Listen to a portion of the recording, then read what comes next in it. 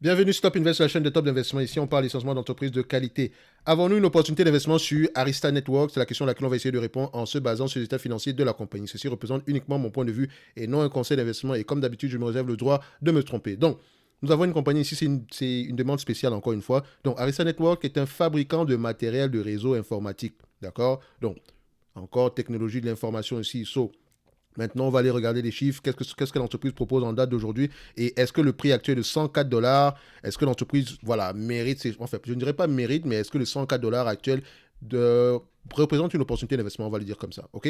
Donc, comme d'habitude, on suit le schéma revenu, croissance du revenu, free cash flow moyen, nombre d'actions, PE moyen, dette nette, qualité de dividende ici. OK? Encore une fois, ce n'est pas une liste ici. Voilà, c'est pas. Vous pouvez étendre cette liste-là, mais moi je pense qu'avec ces éléments-ci, on peut déjà avoir à peu près une idée générale de la valeur de cette compagnie-ci. OK? Et également, on pourrait, en regardant les chiffres, on peut déjà savoir quel genre de questions on va poser en lisant les rapports financiers. OK? Et également, si l'entreprise mérite même qu'on continue à faire des recherches, parce qu'une entreprise qui n'a juste pas de revenus, bye bye. Une entreprise qui n'a pas de marge ni de fric, qui ne gagne pas d'argent également, bon, ok, voilà. On va d'abord dire bye bye pour le moment. Une entreprise voilà, qui a des revenus, des marges en dents de scie ou bien qui a des revenus décroissants, voilà, on va également dire bye bye. Donc, juste pour gagner du temps, d'accord? Je ne dis pas que ces entreprises-là, vous ne pouvez pas gagner d'argent, mais voilà, on aimerait bien dormir la nuit. Donc, tout le monde aimerait posséder du Coca-Cola pendant 400 ans par là et continuer à faire du chiffre. Je ne dis pas que Coca-Cola est une entreprise, est une opportunité d'investissement en date d'aujourd'hui. Je pense qu'on a déjà parlé de Coca-Cola et de Pepsi précédemment ici. Donc, on continue. Alors, au niveau d'Arista Network, ici, donc nous avons ici, c'est une entreprise, le ticker symbole c'est ANET, d'accord, je ne le donne jamais, mais bon, à la fin de la journée, je pense que vous le voyez devant moi. Donc, on a une entreprise ici qui a une croissance des revenus sur à peu près 3 milliards 500 en termes de revenus, ok, ce sont les revenus actuels. En termes de croissance ici, qu'est-ce qu'on observe? Sur les 10 dernières années, déjà on peut voir que la courbe ici est totalement croissante, donc nous avons une entreprise ici qui a des revenus croissants. Sur les 10 dernières années à peu près ici, qu'est-ce qu'on obtient? On a à peu près 35% de croissance, 10 dernières années, très bien. Donc, 10 dernières années, 35% de croissance, c'est une belle croissance. 5 dernières années ici, on a 20% de croissance. Sur les 3 dernières années ici, on a à peu près 14% de croissance. Donc, vous voyez que la croissance tend à ralentir. Elle tend à ralentir. C'est pour ça que quand je prends la croissance ici, c'est juste une information pour moi. D'accord? Au point où je sais que, OK, si c'est une entreprise de croissance, je préfère l'acheter à un prix qui n'inclut pas la croissance, tout en sachant qu'il y a une certaine croissance ici. La croissance ici, pour savoir à quel niveau elle sera l'année prochaine, etc. Il faut regarder ce que le management dit, quelle est la taille du marché, quelle est la taille du marché dans l'industrie dans laquelle l'entreprise exerce présentement, quelle est la taille du marché, etc. Et la croissance exactement, elle est due à quoi? Est-ce qu'elle est par acquisition? Est-ce qu'elle est de manière organique ou des choses comme ça? OK? Donc, moi, ici, c'est uniquement à titre d'information. Avant, je mettais la croissance ici, etc. Mais voilà, on se calme aujourd'hui. OK? Donc nous voyons également ici que c'est une entreprise qui fait également voilà, qui fait des légères acquisitions ici. Donc la croissance ici est organique et voilà, et même en même temps ici inorganique, ce qui ne dérange pas également. Donc en termes de croissance ici, qu'est-ce qu'on va mettre? Sur les 3 dernières années, on a 14%. Voilà, techniquement, je pourrais me dire, bon, on a au moins 10% en montant ici, donc je vais mettre ici 10%, vous avez vu. Donc c'est 14%, mais je mets 10% parce que je ne sais pas. L'année prochaine, on aura combien? L'année sur personne, on aura combien? Dans 10 ans, on aura combien? Donc ça, c'est juste à titre d'information. Je prends le 10% et je le mets là. OK? Au moins 10%. OK? Donc, free cash flow. Est-ce que nous avons une entreprise ici qui a des free cash flow ou des net income? Déjà, je compare les net income, d'accord, avec les free cash flow. Et comme les compagnies américaines, j'aime toujours prendre les free cash flow et toujours questionner ces free cash flow et ces net income là, pourquoi ils vont ensemble, pourquoi ils ne vont pas ensemble, ce genre de choses là. Donc on voit ici que les net income et les free cash flow ont tendance à aller dans le même sens ici, d'accord, ça se voit. Je peux prendre ici la médiane, on va le faire comme ça. Ou même je peux prendre la moyenne, d'accord? C'est juste parce que c'est le premier truc qui est devant moi. Je prends juste la moyenne ici. Et ici, je vais mettre ici la moyenne. Juste pour que vous puissiez voir à peu près est-ce qu'on va dans le même sens. Vous voyez que la médiane et la moyenne, ici, il y a une différence à peu près. Voilà, c'est 70 millions, c'est beaucoup. Donc les free cash flow sont plus élevés ici sur les 10 dernières années. Sur les 5 dernières années, ici, on a à peu près voilà, 100 millions de différence également. Ici, c'est une grosse marge. Sur les 3 dernières années, ici, on a également voilà, à peu près 100 millions par là de les free cash flow. Donc, je vais prendre les free cash flow et pour avoir la marge des free cash flow ici, je viens directement, je vais sur ce logiciel-ci parce que sur Coifin, ils n'ont pas encore eu l'intelligence de mettre les free cash flow ici. Pour avoir les free cash flow, il va falloir qu'on paye le premium ici afin de pouvoir créer nous-mêmes notre marge de free cash flow. Alors, parce qu'ils vous permettent ici de faire vos propres formules. Alors, mais ça coûte près de 100 dollars cette affaire-là. 100 dollars par mois. Je ne dis pas que ça ne mérite pas 100 dollars par mois, mais je pense que je paye déjà assez de logiciels ici. Je paye Seeking Alpha, je paye, voilà, j'utilise Coifin. Bon, Coifin, je ne le paye pas. J'utilise également Ticker. Il y a d'autres logiciels, également comme, voilà, j'ai un abonnement à Morningstar. Voilà, ça me coûte un abonnement par mois. Je suis au moins un minimum. c'est minimum. Ouh là là, on est au moins à, on va dire simple, hein, on est au moins minimum $100 par mois. On va même pas $100, alors, on va le mettre en euros. On va mettre minimum 100 euros par mois, ça fait $140 par là et plus. D'accord? Ça, c'est juste pour les abonnements, pour les trucs financiers, uniquement pour ça. Et encore, je pense même que c'est pas assez parce que le must du must, sinon pour moi, personnellement, c'est une parenthèse, hein, mais personnellement, le must du must, j'aimerais avoir le capital IQ, celui-ci. Je veux ça. Vous avez vu, j'ai mis HEC Montréal, Capital IQ ici. Je veux ce truc-ci. Il me le faut. Mais c'est au moins, je pense que c'est 15 000 à 20 000 dollars par an. Donc vous comprenez que dans ce monde, l'information est très importante. L'information en primeur est très importante. Sur Capital IQ, par exemple, si je cherche des informations concernant, par exemple, l'industrie dans laquelle Arista opère, je pourrais les avoir. Je pourrais également avoir les informations concernant les derniers mergers and acquisitions dans le domaine. Et pourquoi est-ce que c'est important? C'est parce que ça me permet de voir à peu près combien est-ce qu'un investisseur privé est prêt à mettre pour ce genre de compagnie-là. Vous voyez, pour ceux qui ont fait on a fait un exercice ici sur Neoen, rappelez-vous, où j'avais fait une première vidéo où je me suis trompé et j'ai fait une seconde vidéo pour vous dire à peu près qu'est-ce que moi j'avais vu par rapport aux acquisitions, etc. Et comment est-ce que le marché évaluait ces entreprises-là, parce que je ne le comprenais pas. Mais quand on a lu les rapports financiers, on s'est rendu compte que, attention, nous avons des entreprises ici qui sont en croissance, qui ont de grosses marges, mais qui ne gagnent pas d'argent ici parce qu'elles investissent massivement. Donc, il faut les regarder d'une certaine manière. OK? Donc, pour Capital IQ ici, ça coûte cher, mais voilà, ça vaut la peine. Quand vous avez ce genre de choses-là, vous dormez tranquille. Je peux avoir toutes les informations nécessaires par rapport à mes recherches ici. Donc, vous voyez que les investisseurs professionnels, ils ne battent pas le marché. Enfin, je connais ceux qui battent le marché, techniquement. Ceux qui ne battent pas le marché, c'est ceux qui ont... Voilà, on pourrait débattre dessus pendant des années et des années, mais je connais beaucoup de personnes qui battent le marché. Ils ne sont pas nombreux, mais ils font la même chose. La plupart font la même chose. Ils font en majorité du value investing. En majorité. Il y a également des mathématiciens, il y a également des gens, voilà, un peu comme le fonds Medallion, mais lui, c'est à très court terme, il utilise des algorithmes, etc. Mais tout ce qui est à notre portée, tout ce qui peut être à notre portée, c'est voilà, lire les rapports financiers, etc. Donc, dirigez-vous vers le value investing ou bien le GARP, le Grow at Reasonable Price. C'est un peu une sorte de value investing, mais avec la croissance. Moi, j'ai toujours considéré que le value investing, c'est pas juste une question de mathématiques, donc genre en dessus du PER, etc. Non. La croissance et la valeur vont ensemble. Si votre entreprise, vous l'achetez aujourd'hui et que en termes de PER, tout va bien, mais qu'il n'y a pas de croissance, excusez-moi, mais ce PER-là aura tendance à augmenter sans que le prix ne change. Enfin, sans que le prix n'augmente à la fin de la journée. Parenthèse fermée, on revient ici. Donc, on prend Ticker, je vais aller regarder ici, c'est, comment on appelle ça, l'entreprise s'appelle encore comment, c'est Anet, donc Arista Network ici, donc Arista Network, on prend ça, on met là, on va aller regarder à peu près quelles sont les marges, d'accord? Je prends les valuations ici, à quoi on s'attend par rapport aux marges de free cash flow par là. Alors, donne-moi les marges rapidement, donne-moi les marges, donc ça c'est valuation, je devrais aller ici à financial. Donc vous voyez, en même temps, il faut que je change d'ordinateur. Oh là là, lui, il a complètement bugué, vous voyez. Alors, mais c'est pas grave, il peut encore résister un tout petit peu. On va changer d'ordinateur à partir du mois de janvier par là. Donc, alors, on continue par là. On a ratio ici. On vient là. On fait quoi? On met ici net income. D'accord, je me suis trompé. C'est net income que je vais prendre ici. Je ferme ça. Je vais prendre ici leverage free cash flow. Et je vais le mettre ici en colonne, juste pour avoir une vue générale ici. Donc, voilà. On peut voir ici que le net income ici, à vue d'œil. Les marges du net income sont assez élevées. Hein. Les derniers mois, ici, on a à peu près de 30%. En termes de free cash flow ici, qu'est-ce qu'on obtient? Les free cash flow, les derniers mois ici, on obtient des free cash flow des marges aux alentours de 22, 25 par là. Bon, enfin, on va se dire 22,5 par là. OK. Est-ce que c'est la bonne entreprise? C'est bien Arista Network. OK. Je vais aller regarder ici ce que pensent les analystes. Déjà, on va vérifier à ce niveau-ci en termes de marge. D'accord. Marge. C'est une entreprise qui marche beaucoup. Hein. Oh là là, je n'avais pas remarqué ça ici. OK. On va prendre ici les marges. Je prends ici la moyenne. On va prendre ça et je vais mettre ici en histogramme. D'accord. On a vu ici que les free cash flow ont tendance à être plus élevés dans les 10 dernières années ici. 21%. Ici, on va les mettre ici avec un plus 1 dans Standard Deviation niveau 1 ici pour faire plus simple. Donc ici, on a 30% ces dernières années, 5% ici. On peut avoir 28%. Donc ça peut être à 28%. 28% par là, 28%. Et on voit que ça augmente de plus en plus ici. Donc si je le mets ici en termes de yearly, qu'est-ce que ça nous donne ici? Ouais, 27, 28%. OK, on peut se dire 28% pour cette compagnie-ci. OK, mais les free cash flow ont tendance à être plus élevés. Donc, qu'est-ce que les free cash flow nous donnent ici? Qu'est-ce que les analystes s'attendent ici à avoir? Alors, les analystes ici en termes de free cash flow, on va voir qu'on s'attend peut-être à avoir une trentaine de free cash flow par là. Oui, vous voyez qu'on s'attend à avoir à peu près une trentaine de pourcents en termes de free cash flow. Donc, je vais prendre 30%. D'accord? On flirte avec les 30%, donc je prendrai ici 30%. OK, donc j'avais mis 10% ici. Et là, je prends ici 30%. Et là, vous avez vu que la croissance ici est assez élevée. Les analystes s'attendent à peu près, le management s'attend à voir à peu près combien cette année.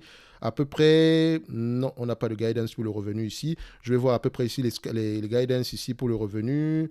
On s'attend à voir à peu près combien ici en termes de revenus en date d'aujourd'hui. On s'attend à voir à peu près aux alentours de 4 milliards 100 millions. OK, 4 milliards 100 millions. Donc, on va le mettre directement ici. 4 milliards 100 millions. Donc, 4.1. 4.1. En date d'aujourd'hui, sur les derniers mois ici, on a combien? Donc, sur les derniers mois ici, on a combien?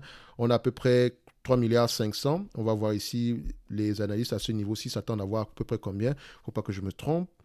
Oui, 4 milliards 300. OK, on va mettre déjà le 4 milliards 100 millions. C'est pas grave, d'accord. Si on a plus que ça, tant mieux.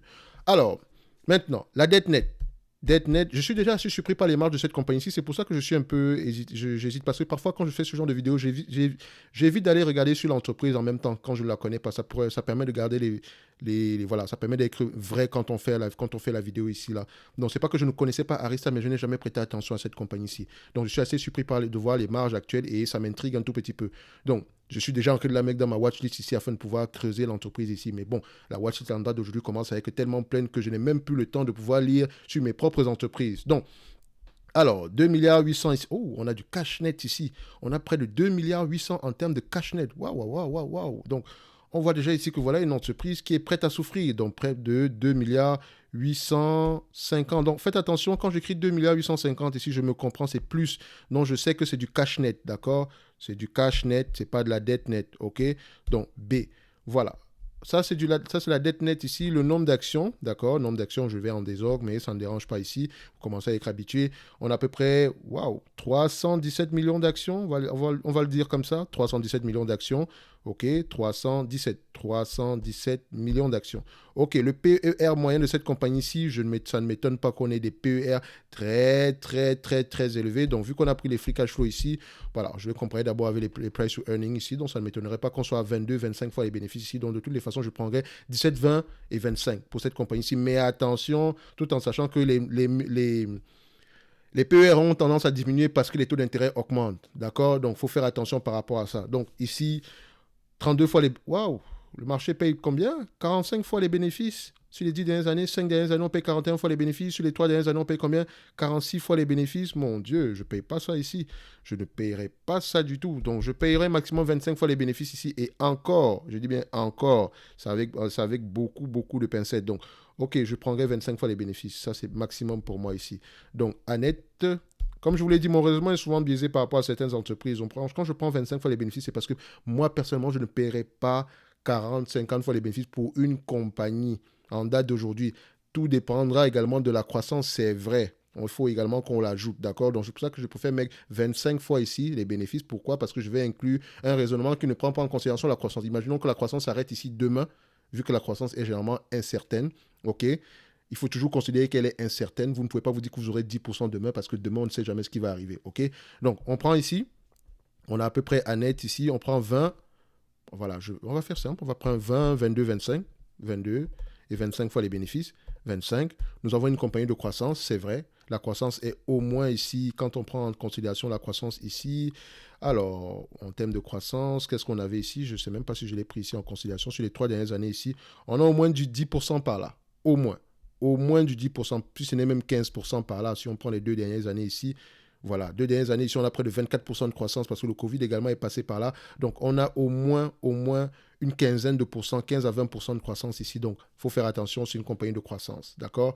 Donc, mais ce que je voulais vous montrer ici, c'est que si on prend les 5 dernières années, vous voyez que la croissance tend à ralentir de plus en plus. D'accord? Donc, alors, je pense qu'on a tous les éléments nécessaires pour faire la valorisation de cette compagnie-ci. OK? Donc, on va venir ici. On va prendre ici... est-ce que c'est 31 milliards 34 milliards? Non, est-ce que j'ai pris ça ici? C'est 3 milliards? Non, c'est pas ça. 4 milliards 100. 4 milliards 100 millions ici. Voilà. OK. Donc. Qu'est-ce qu'on pourrait obtenir en date d'aujourd'hui? Je viens ici. 30% de 4 milliards 100 millions. On va le dire comme ça. 4 milliards 100 millions. D'accord? 30% de ce montant-là. Ça donne combien? 1 milliard 230. Plus le cash net, 1 milliard 230. D'accord, 304 millions d'actions ici. Ici, on avait combien de millions d'actions? 317. Peut-être qu'on a fait un rachat d'actions entre-temps. Mais ça ne dérange pas non plus. De toutes les façons, ça ne va pas changer énormément ici. Donc, vous pouvez également, si vous aimez la précision, vous pouvez également prendre à partir d'ici, vous divisez par la dette nette actuelle et vous allez avoir quelque chose. Donc, je commence à aimer ça. On n'a même pas encore, j'ai même pas encore trouvé, on n'a même pas encore évalué la compagnie ici, que je commence à aimer ce que je vois ici. Je vois des marges très élevées. Ça m'intrigue un tout petit peu, mais également, plus je regarde cette compagnie-ci, plus je me rends compte qu'il y a peut-être quelque chose à jouer ici. Donc, 20 fois les bénéfices, moins la dette nette, divisé par le nombre d'actions, on a à peu près 90 dollars l'action. Ok, je pourrais diviser ici par le nombre d'actions. Ici, si on prend 27, 600, le nombre d'actions que nous, on a trouvé ici par rapport à Sukhoi Fin, c'était à 317. Donc, on fait ici divisé par 317 millions d'actions. Ça donne combien ici? Ça donne à peu près 87 dollars l'action. Donc, voilà, on a une certaine différence ici, c'est 3 dollars, 90, 97, 90, 87, voilà, c'est à peu près la même chose, ok? Donc, on va pas trop s'attendre, on va pas trop s'appuyer dessus, d'accord? Donc, 90 dollars l'action, 22 fois les bénéfices, 98 dollars l'action, 25 fois les bénéfices, 110 dollars l'action. Et comme vous l'avez vu ici, je pourrais dire qu'en date d'aujourd'hui, le prix actuel n'inclut pas la croissance. Le prix actuel n'inclut pas la croissance. Tout le bénéfice viendra maintenant de la croissance. Si on a une croissance de 5%, de 15% tous les 5 prochaines années, ça revient à doubler le prix actuel. Enfin, doubler les marges, le volume de marge actuel. Au lieu d'avoir 1,230 milliard, on aura à peu près 2 milliards 500 par là. 2 milliards 500, 20 fois les bénéfices. On est à près de 198 dollars l'action. Donc, vous voyez ici que le maximum que je pourrais payer ici, c'est 25 fois les bénéfices. Donc, si on atteint 2 milliards 500 ici, donc ça fait à peu près aux alentours de 214 dollars l'action. Donc, vous voyez qu'en date d'aujourd'hui, on a une opportunité d'investissement. En date d'aujourd'hui, on a une opportunité d'investissement et ça n'inclut pas la croissance. D'accord? Maintenant, il faudrait voir cette croissance-là, est-ce qu'elle va continuer et elle sera due à quoi? Le management vise quoi? Qu'est-ce qu'on vend exactement? Comment est-ce qu'on vend ce produit-là? À qui est-ce qu'on le vend? Est-ce qu'on est impacté par la Chine, etc. Voilà les questions qu'on va se poser. Donc, quand on regarde ici, voilà, je prends encore également les prévisions des analystes ici. Disons que d'ici 2026, les analystes pensent qu'on sera à peu près à un revenu à peu près de 6 milliards 289. Donc, on va mettre ici 6 milliards 300. On va pas ici 63 divisé par 41, 4 milliards 100 millions, d'accord? 4 milliards 100 millions, 6 milliards 300 millions ici. Donc, c'est pour ça que je mets ça ici. Exposant d'ici 1, 2, 3, 4. 4, ça fait 1, ça fait 0,25. Comment est-ce que j'arrive à 0,25? C'est simple, je fais ça. Exposant 1 divisé par 4, 4 le nombre d'années, ici, ça fait 0,25, donc ça revient ici à 11%, donc 10% en moyenne, donc ça fait à peu près dire que si on a à peu près 6 milliards 300 par là, 30% de marge bénéficiaire sur ce montant-ci, ça fait à peu près combien? 1 milliard 890 multiplié par combien? Disons, soyons gentils, on va prendre ici 20 fois les bénéfices, 20 fois les bénéfices ici divisé par le nombre d'actions actuelles, on est à peu près à 315 millions d'actions, ça donne ici aux alentours de 120 dollars l'action. C'est bien ça, 120 dollars l'action, j'ai pris ça? Oui, 315, 120 dollars l'action. J'ai pris 20 fois les bénéfices. OK? J'ai pris 20 fois les bénéfices. OK? Si je prends 25 fois les bénéfices, sachez également qu'elle a du cash net ici. D'accord? J'aurais pu ajouter ce cash net là parce que ce cash net là, on a près de 2 milliards 800 ici. 2 milliards 800 ici, c'est à peu près aux alentours de 2 milliards 850 ici, divisé ici par 315, 300, voilà, 315, 317 ici. Donc, à peu près 9 dollars par là. On pourrait ajouter 9 dollars ici. Donc, on pourrait être à 129, 130 dollars l'action ici. Si on prend le 6300 ici, donc, au lieu d'être à 120, au lieu qu'à 20 fois les bénéfices, on est à 120 dollars. À 25 fois les bénéfices, on sera à combien? À 25 fois les bénéfices, on sera aux alentours de 150 dollars, plus le 9 dollars ici du cash net. Ici, on pourrait être aux alentours de 160 dollars l'action. Donc, en date d'aujourd'hui, à 100 dollars l'action, c'est un prix qui n'inclut pas la croissance. Si la croissance est plus élevée que 10%, tant mieux. D'accord? Donc, ça, c'est ce qu'on peut avoir en date d'aujourd'hui. OK?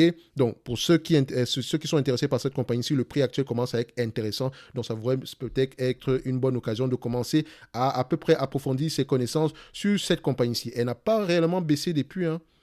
Elle n'a pas réellement baissé depuis. Je suis très intrigué par cette compagnie. Je me pose la question, est-ce que je ne me suis pas trompé sur les marges par là? Parce que je suis très intrigué par cette compagnie-ci. Très intrigué. Donc voilà, c'est le sentiment que j'ai en date d'aujourd'hui. Dans tous les cas de figure ici, est-ce que nous avons un dividende sur cette compagnie-ci? Non. Peut-être qu'on va le verser plus tard parce qu'elle a assez de cash ici aujourd'hui. Donc, on va se dire que près de 10% de sa capitalisation boursière ici, c'est du cash. Donc, on va se dire ici que si l'entreprise venait à vous distribuer la totalité de free cash flow ici en dividende, donc on prend ici 1 milliard, je prends ici 1 milliard 250 pour faire simple, 1 milliard 25 ici. Vous n'avez pas la capitalisation boursière actuelle qui est à peu près de 31, 32 millions ici. On va faire ici diviser par 32. Ça nous donne ici à peu près 3%, 4% de rendement par là pour une entreprise qui est de croissance. Voilà, c'est à peu près correct. Ici, sur la croissance est très, très élevée. Comme je vous l'ai dit, on pourrait avoir une opportunité d'investissement. Donc, le prix actuel n'est pas mal. Ça ne prend pas en considération la croissance. OK? Donc, ce n'est que mon avis. Je peux également me tromper. Mais voilà, je suis assez intrigué sur cette compagnie-ci pour la mettre sur ma watchlist personnelle. OK? Donc, on va se donner rendez-vous sur la prochaine vidéo. Pour le moment, ici, on va se dire que sur Arista, le prix actuel est juste correct. En prenant en considération la croissance, on pourrait également plancher aux alentours des 150, 160 dollars l'action par là minimum. OK? Ça, c'est avec une croissance au moins de 10% par là. D'accord? Donc, ce n'est que mon avis. Comme je l'ai dit, je peux également me tromper. Sinon, si vous n'êtes pas d'accord avec moi, j'aimerais également avoir vos arguments en commentaire. Ça fait toujours plaisir. Le but ici n'est pas d'être d'accord avec moi, n'est pas toujours d'être d'accord avec moi ici. Je vous donne les éléments que je prends ici. Vous également, vous pouvez à peu près voir ici que, OK, peut-être que je ne suis pas d'accord avec le 30% de marge ici parce que j'ai lu que le management pense que les marges vont diminuer parce qu'ils vont faire des acquisitions de tel. Donc, voilà, vous pouvez vous protéger au maximum et vous dire qu'OK, vu ce genre d'informations-là, peut-être qu'on est trop investi en Chine. La Chine représente une grosse partie, ou bien l'Asie représente une grosse partie ici de notre portefeuille en termes de vente ici. On peut se dire qu'OK, je vais prendre une marge de sécurité supplémentaire ici, ou bien par rapport au taux de change, machin. Donc, c'est à vous de voir. Moi, au prix actuel, c'est intéressant. Uniquement parce que ça n'inclut pas la croissance. Donc, la croissance ici, c'est ma marge de sécurité. OK? Et si et seulement si cette croissance-là est au moins de 10% et plus. D'accord? Donc, on se donne rendez-vous sur la prochaine vidéo. Ici, là, portez-vous bien. Merci.